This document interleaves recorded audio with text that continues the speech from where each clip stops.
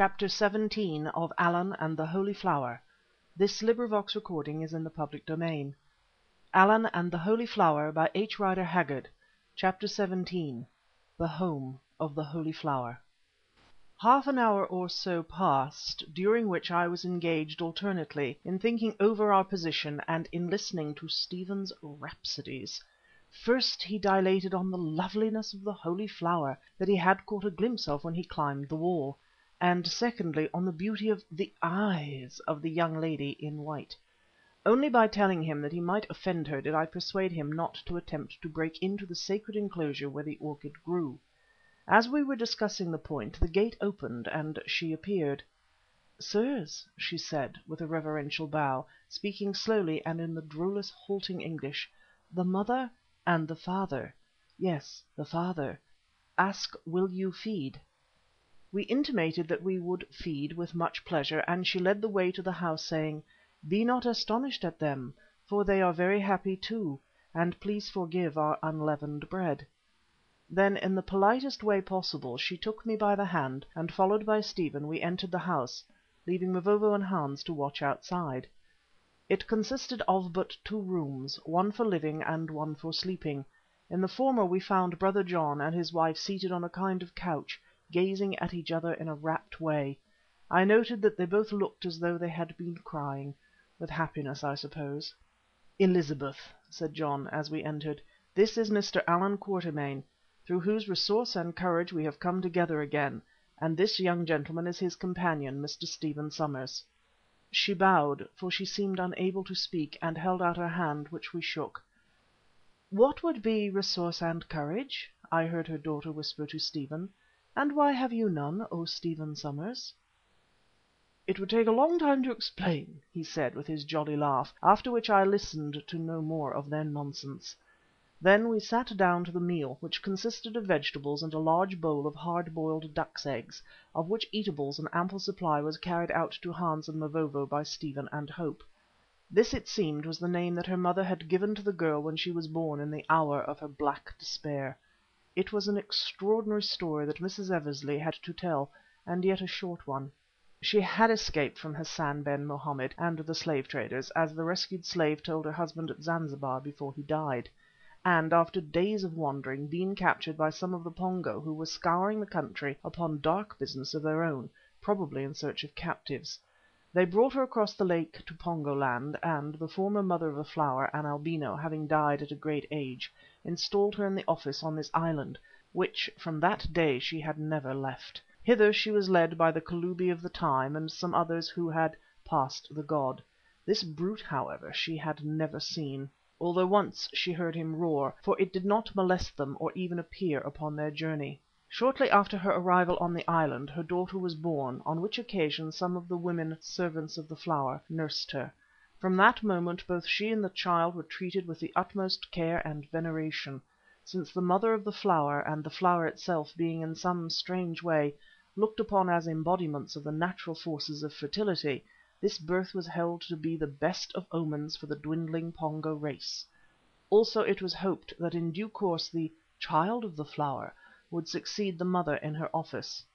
So here they dwelt, absolutely helpless and alone, occupying themselves with superintending the agriculture of the island. Most fortunately also, when she was captured, Mrs. Eversley had a small Bible in her possession, which she had never lost. From this she was able to teach her child to read, and all that is to be learned in the pages of the Holy Writ.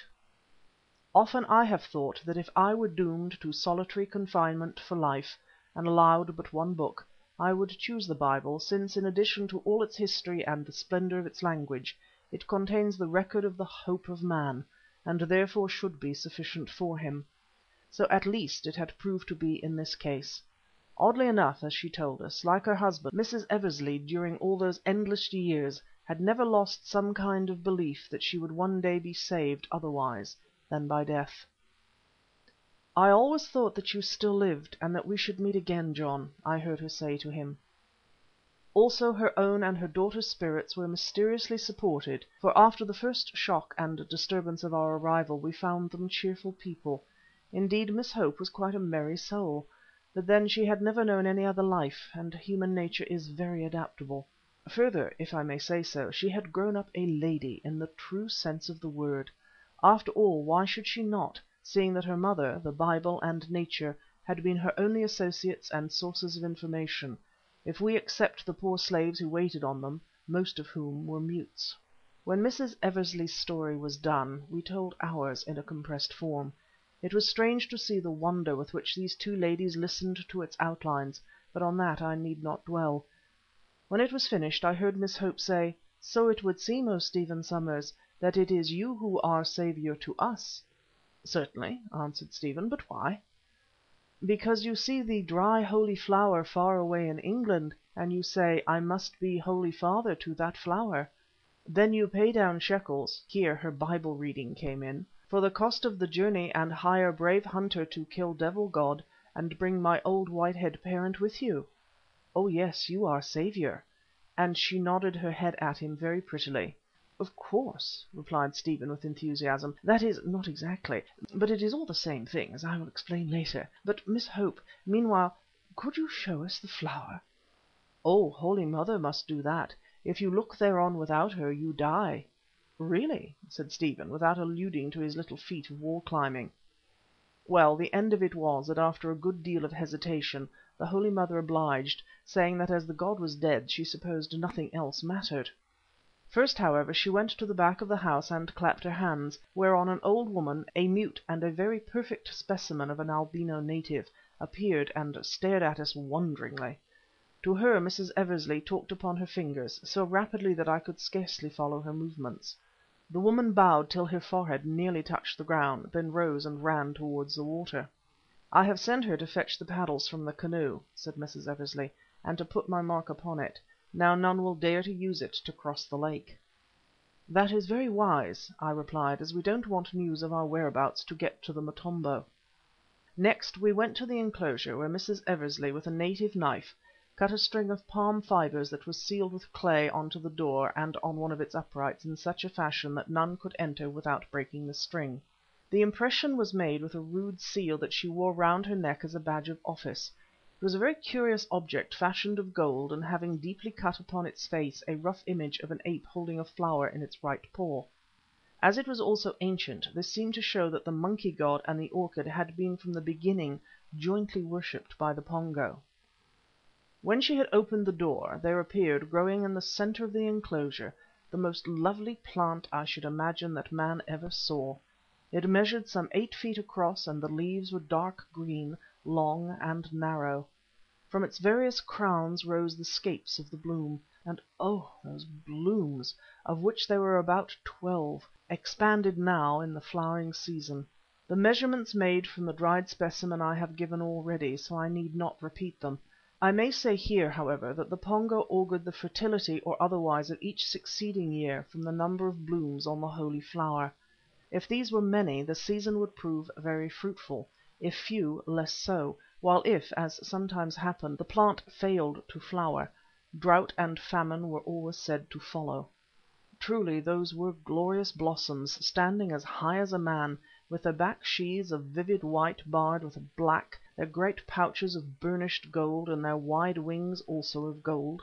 Then in the centre of each pouch appeared the ink mark, that did indeed exactly resemble the head of a monkey. But if this orchid astonished me, its effect upon Stephen, with whom this class of flower was a mania, may be imagined. Really he went almost mad. For a long while he glared at the plant, and finally flung himself upon his knees, causing Miss Hope to exclaim, "What, O Stephen Somers, do you also make sacrifice to the holy flower?" "Rather," he answered. "I'd die for it." "You are likely to before all this is done," I remarked with energy, for I hate to see a grown man make a fool of himself. There's only one thing in the world which justifies that, and it isn't a flower.